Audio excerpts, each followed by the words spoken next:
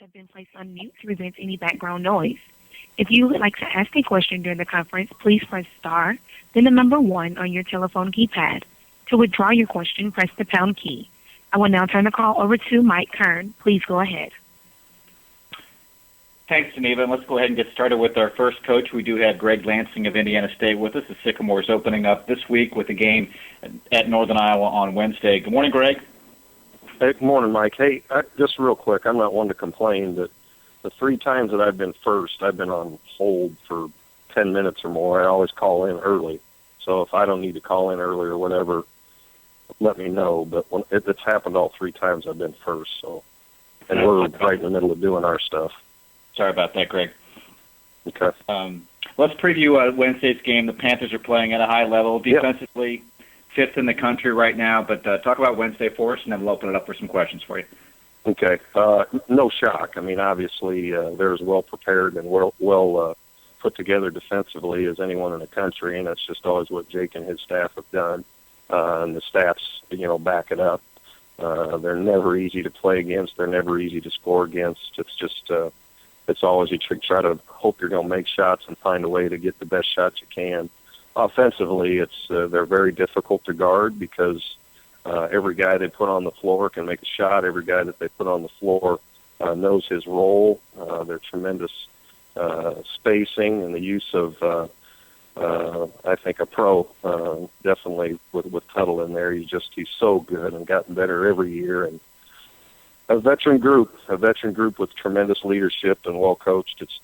We're looking forward to it. Obviously, a ranked team that's going on the road, and we didn't play as well as we'd like to at Drake. So we're gonna have to be a lot better on Wednesday. Thank you, Greg. Let's go to the questions now for Coach Greg Lansing. If you would like to ask Coach a question, press star 1.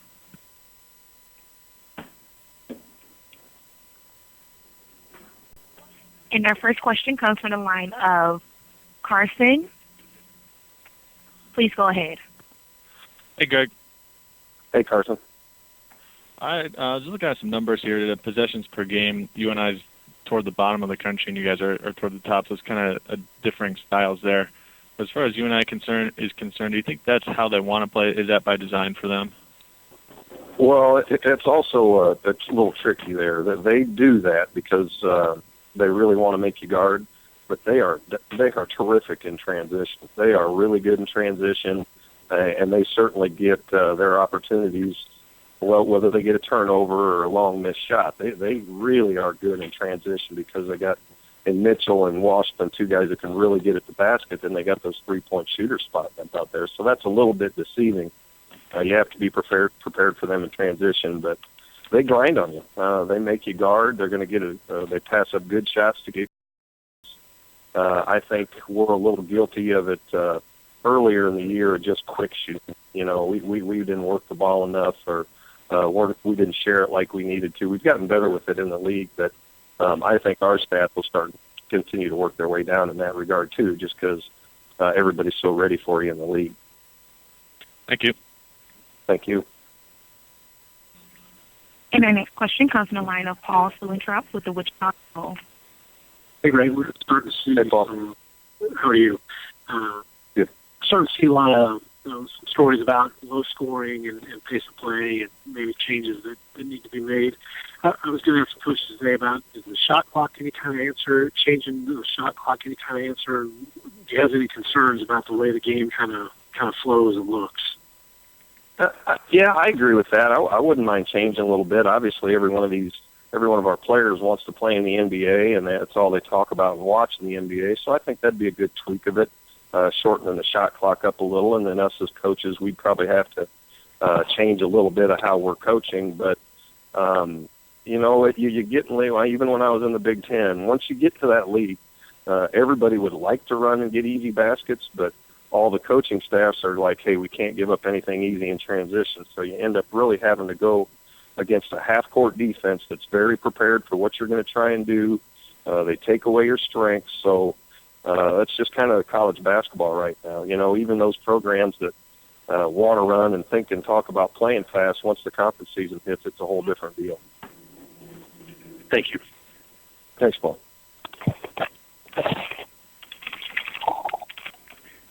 Greg, it looks like that's it. Thank you very much for your time this morning. Good luck at Northern Iowa. We'll see you. Coach Ben Jacobson of Northern Iowa is on the call with us now. Good morning, Ben. Good morning, Mike. How are you? We're good. Good. Let's talk about your next opponent. It is Indiana State coming up on Wednesday. Sycamore's coming off of a loss at Drake, but they're playing at a high level with a 5-1 record so far in league play. Yeah, they are. I think the people in our league obviously understand how good a coach Lance is and what he's done in his time at Indiana State, and I think that's really showing up this year with the graduation of those guards a year ago, and having Jake Odom for 4 years. And I know Lance has talked about that a lot. But when you've got a guy like that doing so much for you, sometimes it takes some games to get adjusted and get some new guys into the mix. But he's got a really good group of returners. Those two big guys up front, and Christian Smith, and the rest of those guys that are back. And now you can see those new guys, and they're just playing a little bit different. And I just heard Greg say it. Early in the year, maybe they were shooting the ball a little bit quick, and you're certainly not seeing that now. I think their offense has gotten much better with some time together and playing some games. So he's doing a great job, like he always does. Thanks, Jake. Just a couple of notes on your team. Your team currently ranked 5th in the nation in scoring defense, slightly ahead of your 2010 championship team. And Seth Tuttle, one of 6 players nationally to lead his team in scoring, rebounding, assists, and blocks. So Seth off to a great senior season. Yeah, he might be, of those 6, he might be leading in turnovers. So maybe he's the only one leading those categories and turnovers. I didn't want to filter for that, but don't anybody on this call, do not tell him I said that. He and I are getting along really good right now, so don't tell him I said that. Okay, I'll keep it quiet. Let's go ahead and open it up for some questions now from the media. Questions for Coach Ben Jacobson. If you would like to ask Coach a question, please press star 1.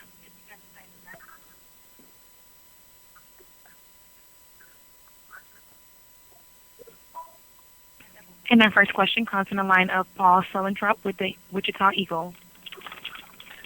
Hello, Ben. I was going to ask some of the coaches today about if you have concerns about, we're seeing a lot of scores in the 50s, a lot of slow pace of play, that kind of stuff. Is that something that coaches are concerned about? Do you think maybe changing the shot clock is any kind of fix for that? How does that register in your mind? Yeah, I would say the shortening the shot clock would and it has been looked at and talked about some over the past couple of years. I think that would be a good place to turn, Paul. Whether you go to 30 or 24, I don't know what the right answer is. But shortening that shot clock, I think would be good for the college game. In terms of being concerned, I don't know that I'm overly concerned. I think sometimes you get concerned maybe the perception of your league, but when you look around the country, I think most leagues, if not all leagues, the scoring is down. So you see a game in the Big Ten that's 54 to 49, and you see a game in the Valley that's 54 to 49. I don't know that people can say, well, the Valley is just slugging it out and the teams can't score, because I think you see it in almost every league, just because of what happens when you get into conference play. So I don't know that I'm overly concerned about it in our league. I think our games have been really good and really hard fought. But I would say that I wouldn't be opposed at all to shorten that shot clock a little bit going forward. I think that could be good for our game.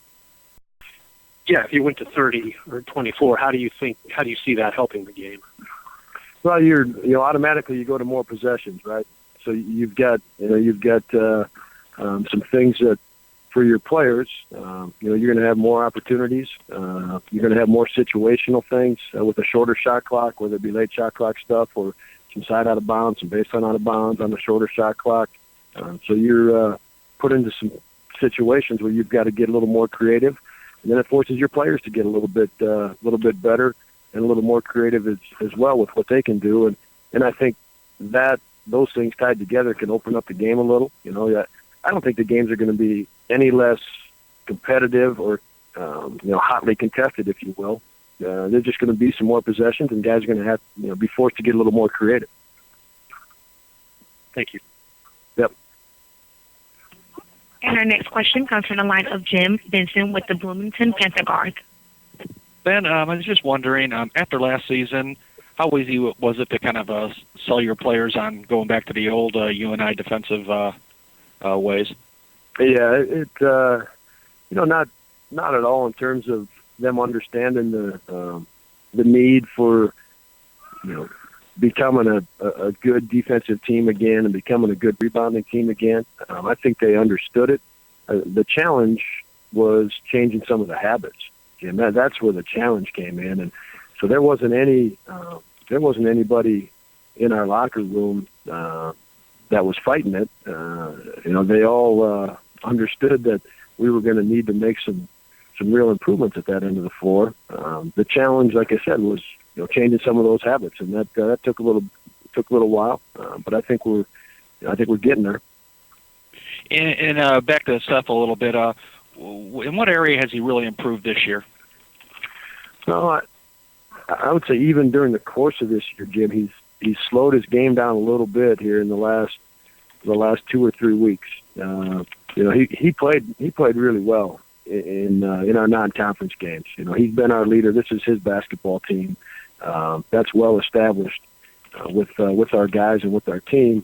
And he's put up good numbers and he's played well.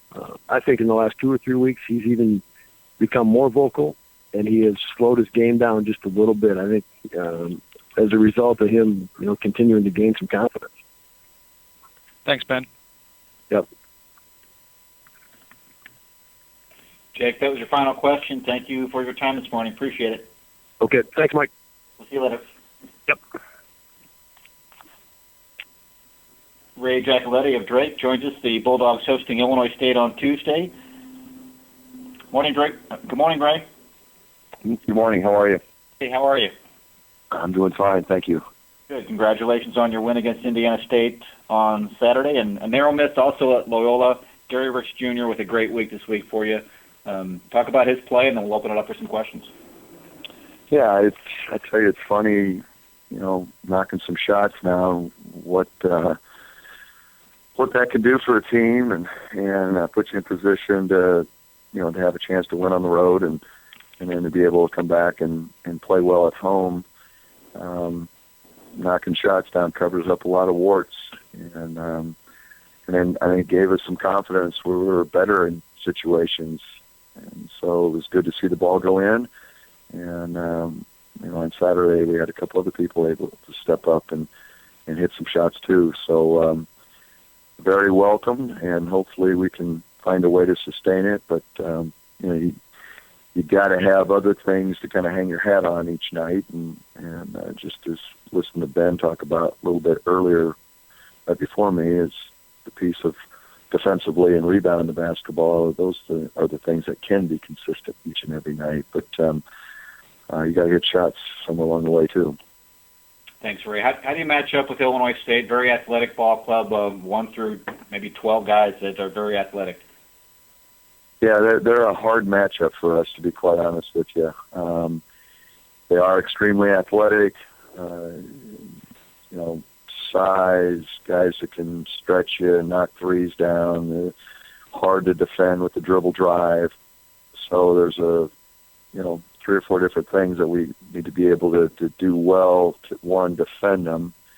And it's a short prep, obviously, with already playing them and not having a very good performance at Illinois State a couple weeks ago.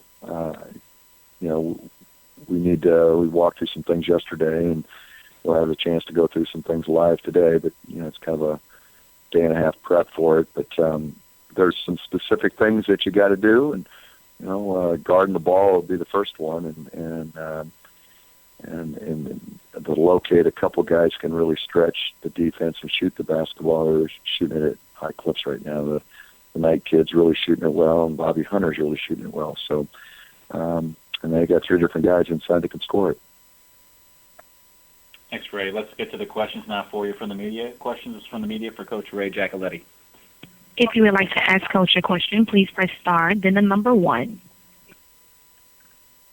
And our first question comes from the line of Paul Sulentrop with the Wichita Eagle. Hey, Ray, I'm asking some of the coaches about scoring in college basketball. I've seen a lot of low scores. Sometimes that happens when you get into conference play. How much of a concern is that for you, kind of the overall, I guess, style and pace of the game? You know, to be quite honest with you, I have some other worries right now. Other than that, one is just trying to get us to be more consistent defensively and rebounding the basketball, and as our program grows, that needs to be a staple. I look at Greg Marshall and the job he's done at Wichita, and he's done it on playing harder than other people defensively and rebounding the basketball. And those are things that, from my past of 30 years in college basketball, that we're focused on. The scoring thing, whatever they do, we will adapt to it. But to be quite honest with you, I think the game's pretty darn good the way it is right now. I would say, why mess with it? But again, that's for others to decide that. We're just trying to put a package together that gives you a chance to be successful every night and something you can kind of hang your hat on. Thanks. Yep.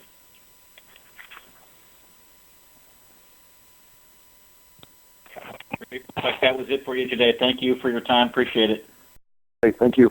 All right, good luck against Illinois State. Paul Lusk of Missouri State is with us. Missouri State hosting Wichita State on Wednesday, and the Bears at Bradley on Saturday. Good morning, Paul. Good morning, Mike. Let's talk about the Shockers. They look like they're really in sync right now, and I think Shaq Morris has helped with them on the inside. But your evaluation of Wichita State right now coming to your place on Wednesday.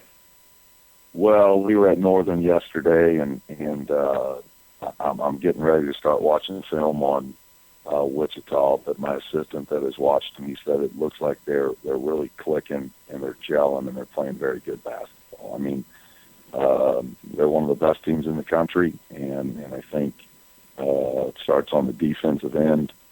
It starts with the rebounding, and then obviously those three guards. They're just very efficient.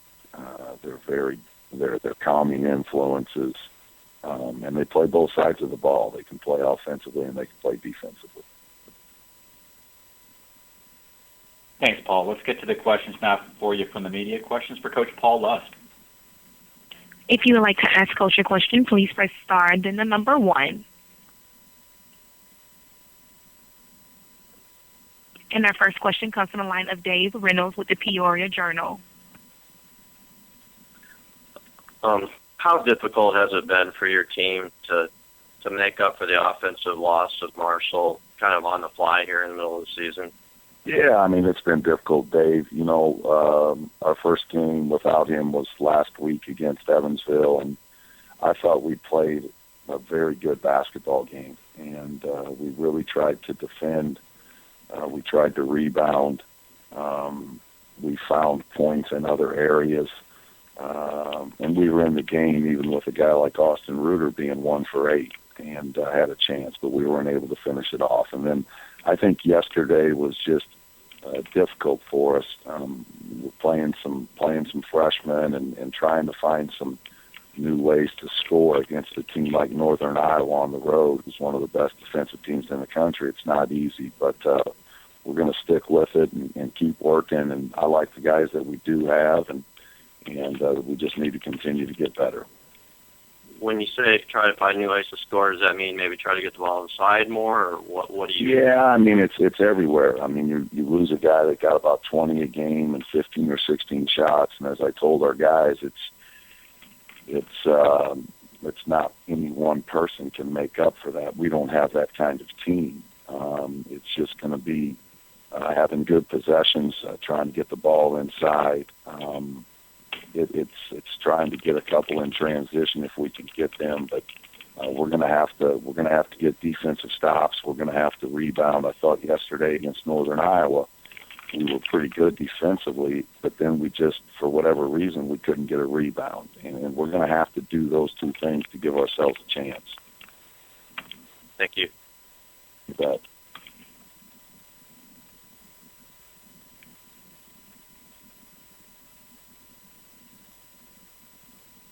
Paul, looks like that's it for you. Thanks for your time this morning. Thank you. All right, see you later.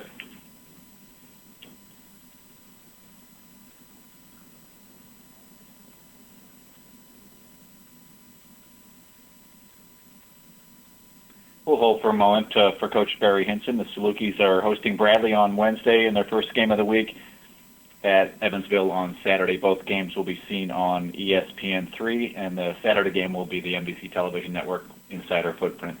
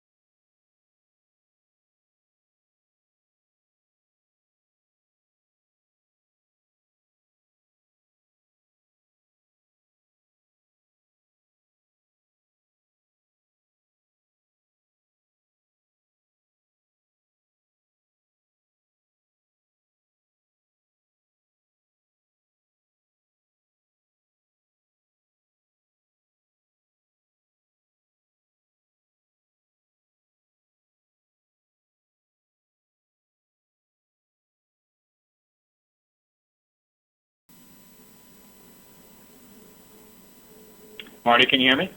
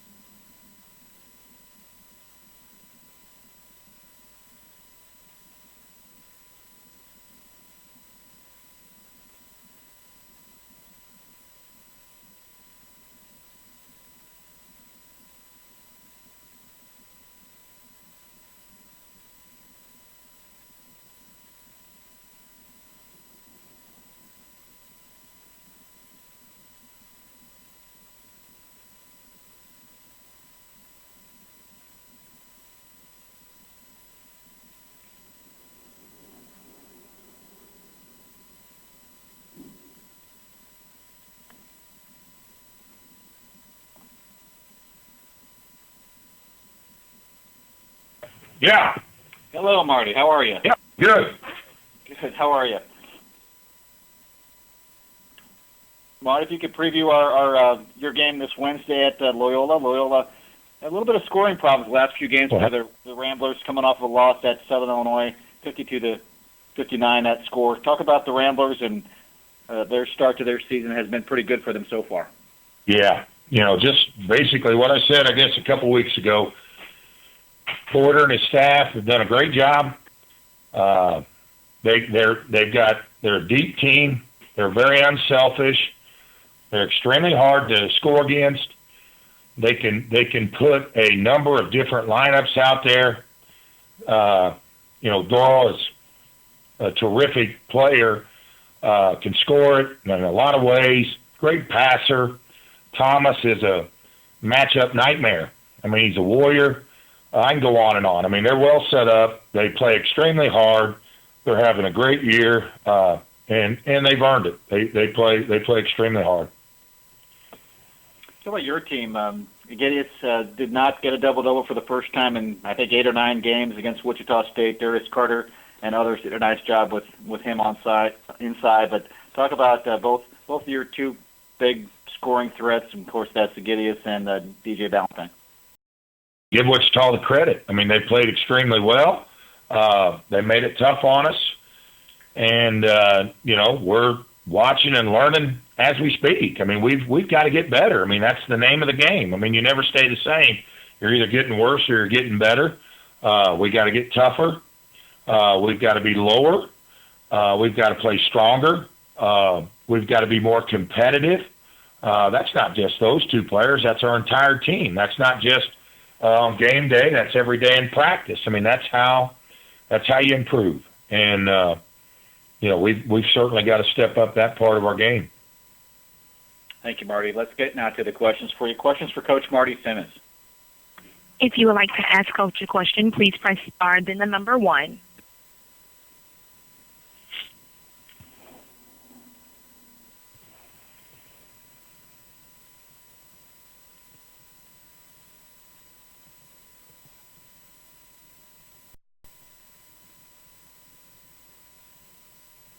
And our first question comes from the line of Todd Hefferman with the Southern Illinoisan.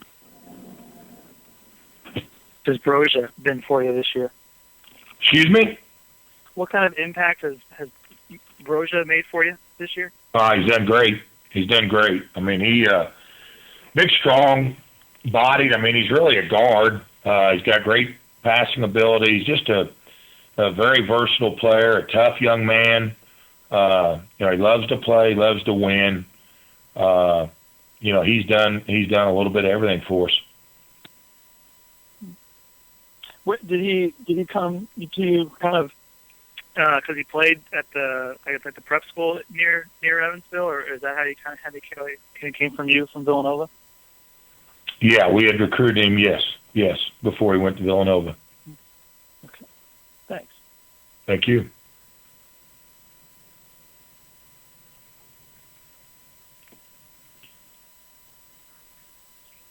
Marty, that was your final question, and actually your only line of questioning. Thank you for your time this morning. Good luck at Loyola on Wednesday. Thanks, Mike. Thank you.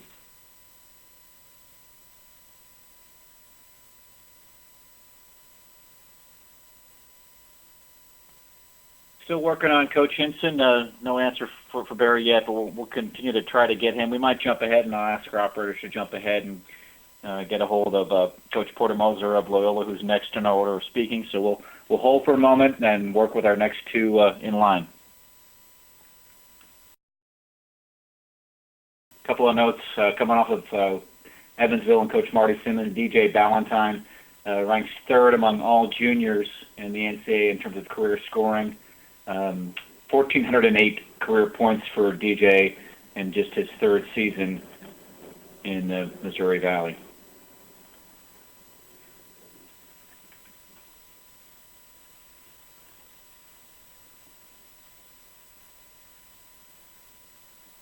And we do have Coach Porter Moser just a few minutes ahead of his schedule, and we'll continue to try to get Barry Hinston on the line. Loyola this week at Evansville, or hosting Evansville on Wednesday. Later in the week, they're at Indiana State on Saturday. Hey, Porter, good morning. Morning, Mike. Let's talk about Evansville. Just recently, 2 weeks ago, you had a great win in Evansville. Talk about that game and what's happened since. Well, what's happened since is they did a great job. They went and won 2 straight road games, and not a lot of teams. That's very everyone, all the coaches know that's really hard to do. And for him Evansville to get them guys winning those at Bradley and at Missouri State, and they came home and obviously everybody runs into Wichita State. But I think Mislav has really emerged as another scoring weapon for him. Obviously, everyone knows about DJ and Makovicius, but he's another kid that's really been emerging, and his confidence has been growing. What's going on with your team's offense? It seems a little out of sync right now in the 50s the last couple of games. Talk about what's going on with your offense. Well, obviously as we go, as milk goes, we go, and he's been hampered, and we just got to get him. There's no time to give him 3-4 days off, and we're trying to limit his reps in practice. But he's got to his scoring is way down, obviously, the last couple games, but I'm confident. I mean, he still does so much for us. He had 7 assists against Drake, 6 assists against Southern, but he's obviously hampered, and we just got to get him healthy and go from there. Thanks, Porter. Let's get some questions now for you from the media. Questions for Coach Porter Moser. If you would like to ask Coach a question, please press star, then the number 1.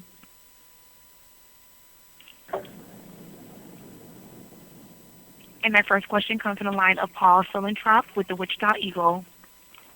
Hey, Porter, I was asking some of the coaches today about scoring in college basketball, the pace of play, that kind of stuff. There appear to be some concerns about that. What's your level of concern with how the game kind of looks and flows? And do you have any thoughts on if it needs to be fixed? You know what? I don't think it needs to be fixed. I just think defenses and scouting and coaching, and defense is emphasized so much. Going into the conference play, 9 out of 10 Missouri Valley teams held their opponents to 43% shooting or less. 9 out of 10. That's tremendous. And I just think the defenses, the athletic ability on rotations and all, you're just seeing a tremendous emphasis on that. I just think the defenses are way up. I'm always, in this recent time, I was talking about, I don't think there's as many great shooters as there were, 15, 20 years ago. But I do think that, the defenses there's such an emphasis on it, and the scouting and the coaching is, I wouldn't fix anything. I know people are talking about the shot clock. I wouldn't go to 24. If they go to 30, maybe a minor one, but, I don't like going to the NBA 24. Some people do. I don't. But I think the women are at 30. But that's about it. When you have such great defense, shooting 43% as you mentioned, do you worry that the casual fan is maybe going to be turned off by that? No, I don't. I think college sports, college athletics, getting behind their team, I think that's always going to be special. I think obviously something that's funner and everything. The Taco Bell giveaways getting to 80 points. Those are probably at a minimum. But I just think that I don't think you're going to lose college fans. College basketball is awesome. It's something that the fans, the students, they get behind their team. They have such an invested pride in their home team. I don't think that's gonna change. Thank you.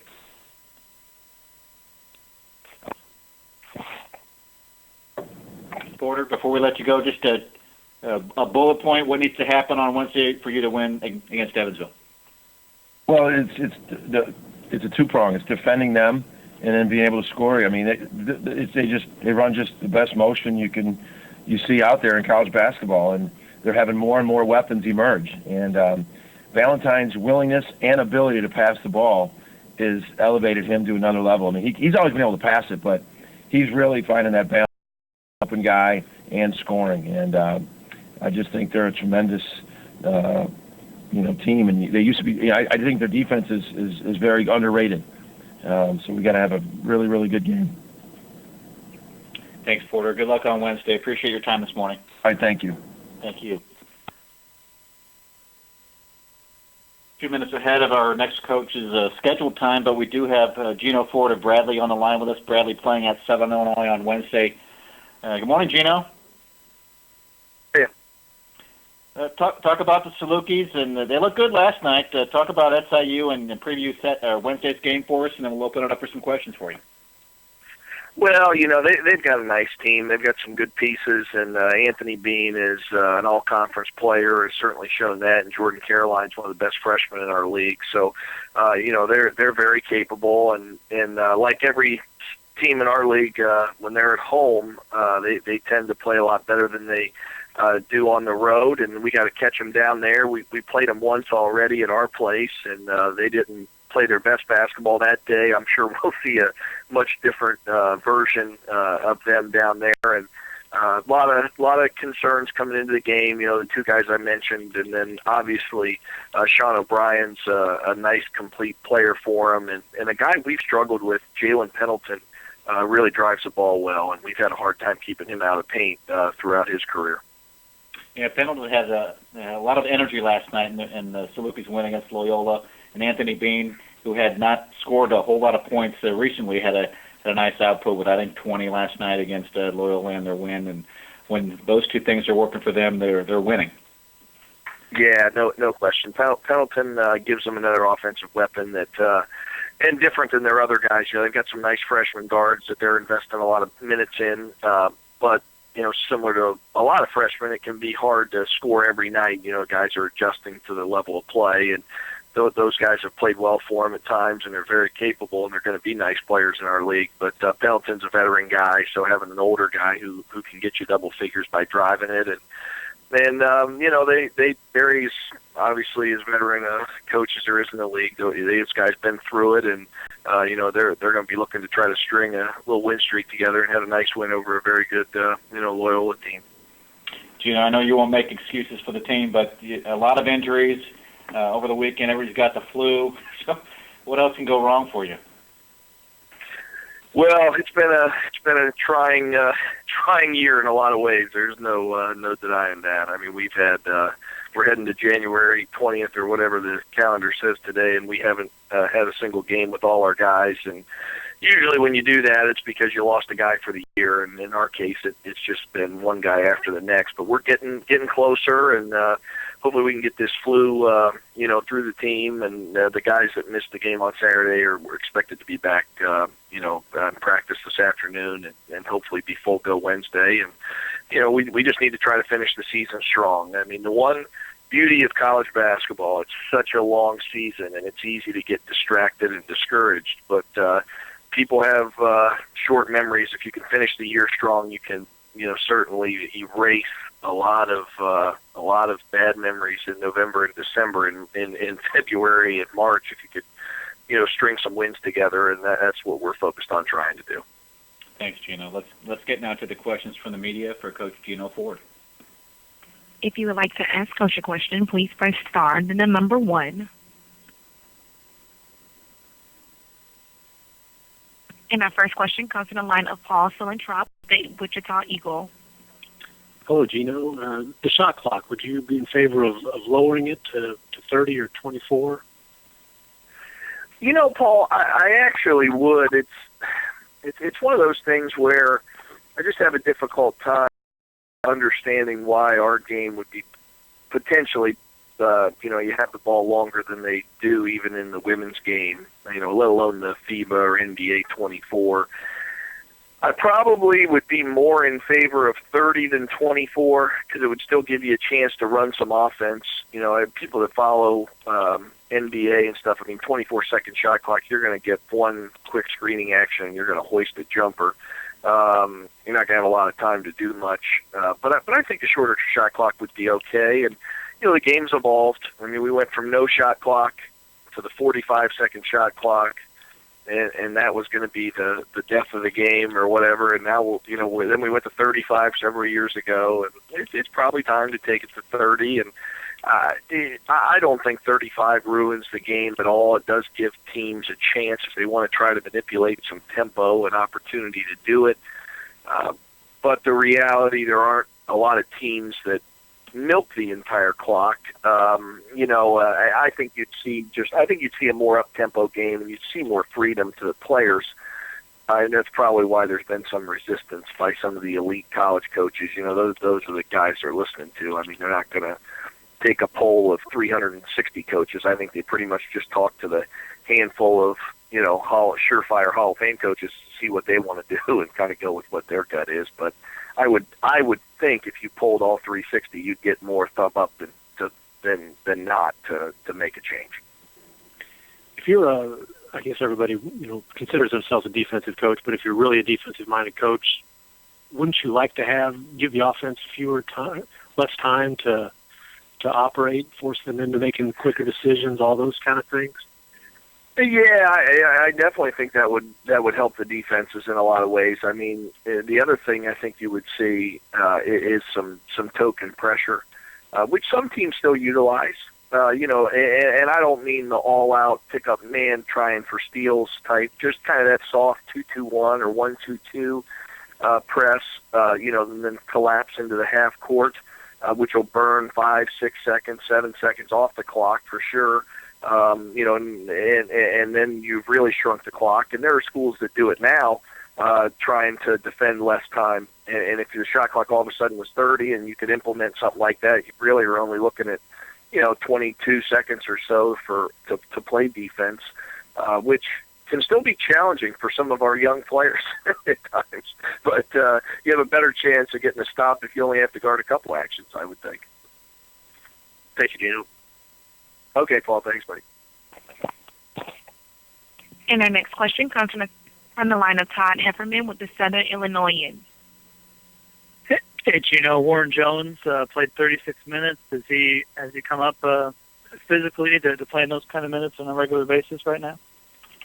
Yeah, Todd. He was a guy that was playing those kind of minutes, and then when he came off the injury, the first game back, he has that Oshkenschlatter's thing in the knee, something that has to do with growth, and something Barry and I had a big problem with growing up. But anyway, it's a tendonitis, and so when he came back, that was what was flaring up. His foot actually has held up pretty well to this point, and he was really unable to play. And so we played him like eight minutes the first game, and then the second game back we expanded him, and then last game back he played for pretty much the whole game. And we didn't have Omari Greer available due to the flu on Saturday, so he may not play 36 minutes, but he'll certainly play starter minutes. I mean, he may even start. He'll get 32, I would guess, around there. But he gives us an offensive weapon. I mean, he's a typical junior college guard in the sense he has to learn what a good shot and a bad shot is. He's got a very, very good confidence about him as a player, and he brings an elite offensive mentality to the game. He really thinks that there's no one that's going to stop him when he has the ball, and that's a great quality to possess, but he needs to get to that next level of maturity as a player where he understands what type of shot has the best chance of going in. And, I don't want to tell him certain shots to not shoot. I mean, he needs to feel some of that out because he's a very, very good offensive player, and quite frankly, he's our best scorer by a margin as wide as the Grand Canyon. So we've given him some freedom to take some shots, that maybe once in a while aren't textbook great shots, but he's a guy we need offense from to have any chance to win games. And he's had a really nice year for us when he's been healthy and been able to play. So hopefully he can have a nice finish to the year, and I think a big reason why we have some confidence that we can get better here late is just him, getting back into a rhythm now that he's back playing. Thanks. Thanks, Todd.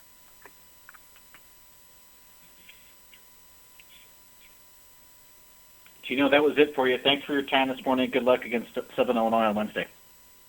Okay, thanks, Mike. See you, buddy. Bye. Thank you. Let's get next to Coach Dan Muller of Illinois State playing at Drake on tomorrow night. Good morning, Dan. On tomorrow night. Good morning. How are you doing? Good. Let's talk about the Bulldogs. You had a easier time with them the first matchup, but playing them twice quickly in the conference season, finishing the home and home by January 20th. Talk about Drake, and then we'll open it up for some questions. Yeah, they're playing so much better right now than they were when we played them the first time. Obviously, a huge win for them this past Saturday. A very, very close loss with a chance to win the game at Loyola in the previous game. Their young kids are growing up, and their seniors are playing really well right now. So, completely new ball game. We got to go up there and execute, compete, do all the things you need to do on a nightly basis. Thanks, Dan. Let's get now to the questions for Coach Dan Muller. Questions from the media for Coach Muller. If you would like to ask Coach a question, please press star then the number 1. And that first question comes from the line of Jim Benson with the Bloomington Panthers. Could you just give us an update on Paris Lee's injury situation and what his status would be for tomorrow? Yeah, we still are not sure. He had an MRI this morning, but we're still waiting to get the final word on that. He didn't practice yesterday, but until we get the results, we're not sure yet. Thanks. You're welcome.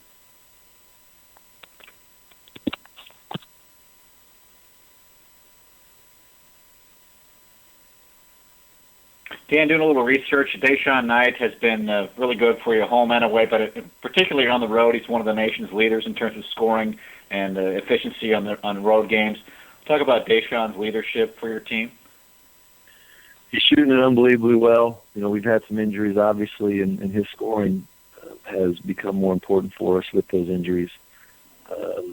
He's having a senior year. Last year, he actually was not great on the road, but he's grown up a lot. He had a great off season as far as improvement. He's shooting the heck out of the ball. He's always had a toughness about him. He was great in our last game at home. He had 20 points, made 5 threes. So he's pretty difficult to guard right now, and he's a big key to why we haven't any success. Thanks, Dan. No other questions in the queue for you. Thanks for your time this morning. Good luck in Des Moines tomorrow night. Thank you. Thanks, Dan. We do have Barry Hinson on the line with us. Southern Illinois hosting Bradley, coming off a win against Loyola last night. Good morning, Coach. Good morning, Mike. Thanks for joining us. A little off schedule, but appreciate your joining us this morning. Let's talk about Bradley. What do you see when you look at them in film? You probably haven't had a whole lot of time to look at them yet, but talk about the game against the Braves on Wednesday. Well, we have had time. We immediately went after our game last night and started preparing for these guys. And this is the team that just, with 15 minutes left in the game, up there they're up 24 points on us. So I mean, they're a tough matchup for us because they're athletic and their athleticism and their length. But they played really well against us, and that's all I know to go on. Is just an absolute butt whooping up there. So they certainly have our attention.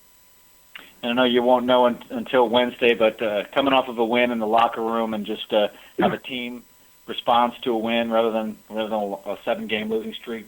Talk about that and maybe getting us some momentum going into a second straight win. Yeah, Mike, I think you hit the nail on the head. I think when you have a young team like we do, that you're constantly challenge your maturation process, and it'll be interesting to see, because the first thing we talked about last night is you won a ball game and you beat a very good basketball team. Now, can you back it up with another game? And that'll be the telltale sign. It'll be, the telltale sign to me has always been, can you back up a win, and then can you go get a road win? And certainly the way it is right now, we have an opportunity to play a home game on Wednesday, and then we'll go back out on the road on Saturday. So we'll know a lot more about our basketball team when this week is over, playing 3 in 7 days. Thank you, Barry. Let's get now to the questions for you. Questions from the media for Coach Barry Hinson. If you would like to ask Coach a question, please press star, then the number 1. Our first question comes from the line of Dave Reynolds with the Peoria Journal-Star. Hey, Barry. Hi, Dave. Yeah, since you were in Peoria, you've kind of played a murderer's row in the conference. Can you kind of trace it, and it looks like you've been pretty competitive. Obviously, you won yesterday, but in the other games as well. Could you kind of trace your team's development during that stretch? Well, Dave, I think, I don't know how competitive we've been, but we have played the murderer's row. You played both the top 25 teams, top 225 teams on the road, as well as playing the third-place pick team, Missouri State, at home when they had Marshall. And certainly for us right now, the shock and awe, I hope, is over. It's a situation where we got punched to the mat, specifically at Bradley, and at home against Missouri State. And then I think the loss against Indiana State here, when we were up 8 with 5 minutes to go and got beat, that really knocked us to the mat, and we really struggled. The second half of Wichita State, we had to compete, had to fire up a little bit to just make sure it wasn't an embarrassing game, and our guys actually opened their eyes a little bit. So it's going to be, I'll go back to say it's just a fact. We're extremely young, 6 freshmen, 3 sophomores out of your 13 scholarships. You just got to fight them every day, and they have to fight every day, and sometimes that's hard. You lose 7 games in a row, it takes away a lot of your momentum in a lot of ways. And yesterday, it was much needed and desperately needed for all of us. And then if you could just kind of discuss Anthony snapping out of his shooting slump yesterday and what that means for him and for the team. Well, certainly he scored 20 points yesterday on 7 shots. I think first of all, that's a great stat. But what he did defensively yesterday was probably the most important. Since we, in our 7-game slide here, we've guarded and we've rebounded for the most part. We really have. And we've tried to stay consistent. And finally, we just told all of our guys, lose yourself in the game defensively and quit worrying about what's going on offensively. Hey, we didn't shoot the ball well yesterday at all. We still, we were 2 for 11 from the threes. And Anthony right now in conference is shooting 3%. He's 1 for 26 from the three. So I don't think people in the Valley have seen our team play yet. I think that's the good news for us. We have not shot the ball well, and certainly this will be a key for us against Bradley because they're not going to give you shots inside the paint because of their length. Thanks, Barry. Okay. And our next question comes from the line of Todd Heffernan with the Southern Illinoisan. Hey, Barry, could you just talk about how you're playing Bola and Jordan inside and Sean kind of on the wing and how that's worked for you lately? Well, I think one thing that's worked for us, Todd, is it's worked on the rebounding, the fact. I mean, we were being out-rebounded, and we decided, we're going to try to do our best job as we can to control the boards, and we've been fortunate enough where we can. Now, the problem with that is when Bola and Jordan and Sean aren't scoring, and you're looking at 60% of your offense out there is not scoring. So we've got to do a better job of trying to figure out our subs and what we're doing and our rotation. And, of course, that goes back. It's a little hard to do that at times because we've got so many guys that aren't scoring right now. But it certainly helped us defensively, and it certainly helped us rebounding. Are you close to turning the point guard duties over to Bean again, or do you feel like Dion or Casey or someone else has emerged as playing that point position a little bit longer? I don't think anybody's emerged at all. I think we've slid into a starting lineup now that we've kind of been solid with, but that could change too. I mean, I'll always go back. I think the guys that are trying to be most consistent in practice are the ones. And we visited with some guys this morning, and we're on the practice floor right now. That if their play doesn't get any better, then we may have to arrange the starting lineup again, or just pick a new one because I'm a firm believer you play like you practice, and everyday consistency in what you're doing, your toughness in practice, that's a big deal to me. Okay, thank you. Okay. Barry, that was your final question. Thanks for your time this morning. We'll see you later. Mike. All right, bye-bye. We do have Coach Greg Marshall of Wichita State with us. Wichita State opening up the week at Missouri State on Wednesday. The Shockers playing on Sunday at home against Drake. Good morning, Greg. Good morning, Mike. Let's talk about Missouri State. What do you know about the Bears? And we'll preview Wednesday's game for us if you've had a chance to take a good look at them so far. I really haven't. Yesterday I was at a volleyball tournament with my daughter, and it was a day off. And we're breaking down the film here of Evansville this morning. I do know that they have had some turmoil with their program just from reading the newspapers. And I was able to catch just a tiny bit of their game on my phone yesterday on the ESPN3. So, there's a lot of guys we've got to familiarize ourselves with. They seem to have a bunch of new players, but I have not seen them very much at all. Now, your team in particular looks like they're gelling quite well right now, playing at a very high level. The result at Evansville, very impressive, a 20-point win against a very good basketball team. Talk about your team, and then we'll open it up for some questions. Well, yeah, that was a very good win. That's been a tough place for us over the years. I think Marty does a wonderful job with his motion offense, and we defended it very well. I mean, we held them to 41 points. They averaged 75, and anytime you can hold people 34 points under their average, you have a pretty good chance of winning, and that's what we did. We just really defended them well, and I don't know why, other than our guys were very focused and locked in, and they certainly, Evansville had their full and undivided attention. Thank you, Greg. Let's get to the questions now for you. Questions for the media for Coach Greg Marshall. If you would like to ask Coach a question, please press star, then the number 1.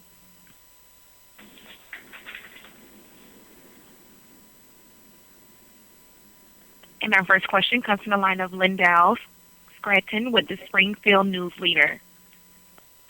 And Coach Darius Carter's averaging about 15 and 7 in league play. Can you just assess how well he's playing and how vital he's been to your success? Really vital, Lindell. He's He's a guy that, like most junior college guys or even freshmen, that they're a little better their second year after they've been through it. But he had times last year when he was really good, and he's 6'7", but he's got long arms, and he's a true post player. He can play with his back to the basket. He can defend bigger players because of that length, and he's really worked hard in the weight room. But he can also go out and face the basket. He's hit a couple threes this year, several threes, and he can put it down once or twice. So he's just a good player. And the good news is he stayed out of foul trouble. That was his bugaboo early in the season. He was just careless and a little too aggressive offensively and defensively with his fouls. So he's gotten that under control, and he's been able to stay on the floor and put up numbers. And Evan Wessel, statistically he doesn't stand out, but I would imagine he does a lot of things the coaches really love to see. His importance to your team, can you talk about that? He's the old coaching axiom. He's the glue guy. He's the guy that things run smoother when he's in there. He can handle the ball. He's very smart about when to take shots and when not to. He doesn't try to do things he can't do. He's tough as nails. He's a very, very good defender, good rebounder, and the best loose ball getter that I've ever seen. I mean, if it ever gets down to head level, it's not a 50-50 ball. It's like an 80-20 ball, and you can have the other 9 guys with 20%, and I'll take Evan with 80. Thanks very much. Thank you. And our next question comes from the line of Paul Suellentrop with the Wichita Eagle. Hey, Greg, there's a discussion about the shot clock in college basketball, maybe bumping it down to 30 or 24. Is that a step you'd like to see taken? Would it help in any way? I don't know, Paul. I'd have to coach with it. I've done some international tours where they play with a 24/7 clock. That's kind of quick for me. You don't have much time to change what you're doing from the transition to a set play to a breakdown to a clock play. We do a lot of that. So a clock's fine where it is for me. I just think we need to teach skills at the lower levels. I think there would be a less of an outcry about what's going on in college basketball if we just taught skills instead of just roll the balls out at the lower levels of basketball. But I also think that the game's very physical, and it's become that way. It wasn't that physical when you go back and look at video from in the 80s when I played to even the early 90s. It was a different game. Now it's harder to score because of all the physicality. It's harder to make shots because of all the physicality. Thank you. You're welcome. Greg, that was your final question. Thank you for your time this morning. Good luck this week against Missouri. Okay, Mike. Thanks. Bye-bye. See you, Greg. This does wrap up our weekly call. We'll ask the beat writers to stay on the line for a quick roundtable amongst the beat writers, and we'll ask everyone else to disconnect at this time. Thank you.